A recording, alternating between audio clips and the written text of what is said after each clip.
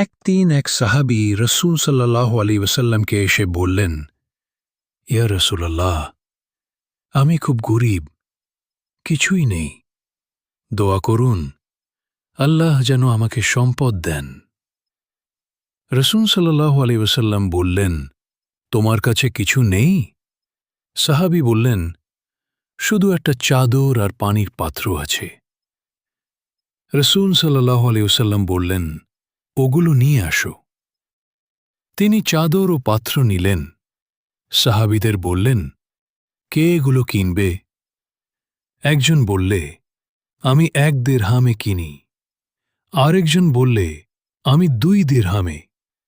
তারপর রসূল সাল্লাল্লাহু আলাইহি ওয়াসাল্লাম সেই সাহাবীকে বললেন, এখন বাজারে যাও, দড়ি কিনো, কাঠ কাটো আর বিক্রি করো, নিজের আয় করো। মহানবী সাল্লাল্লাহু আলাইহি ওয়াসাল্লাম ভিক্ষা নয়, কাজকে ভালোবাসতেন।